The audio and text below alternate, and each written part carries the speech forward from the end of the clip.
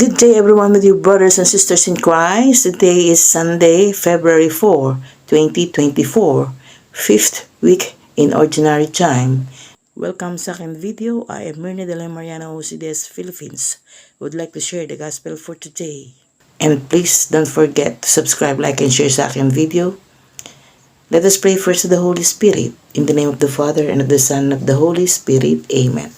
Come, Holy Spirit, grant us the gift of wisdom. And our gospel for today is according to St. Mark chapter 1, verses 29 to 39.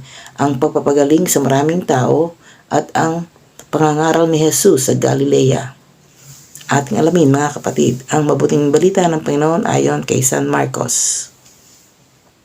Mula sa sinagoga ay nagtungo agad si Jesus at ang kanyang mga alagad kasama sina Santiago at Juan sa bahay ni Simon at Andres.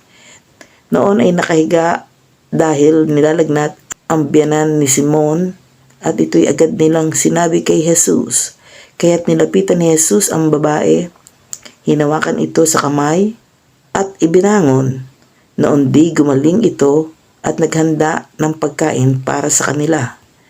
Pagsapit ng gabi, pagkalubog ng araw, dinala kay Jesus ang lahat ng may sakit at ang mga sinasapian ng demonyo.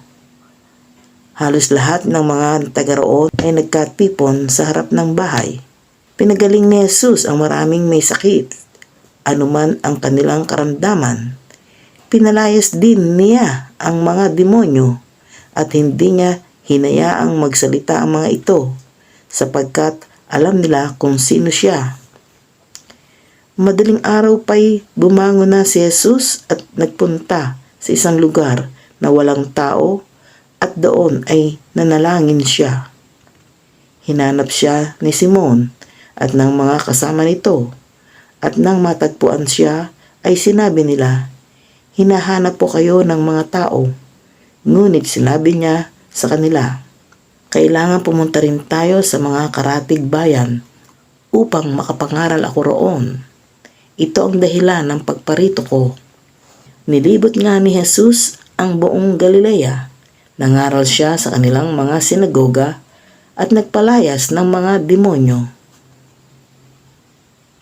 Ang mabuting balita ng Panginoon. Pinupuri ka namin, Panginoon Jesucristo. Let us pause for a while and let us pray.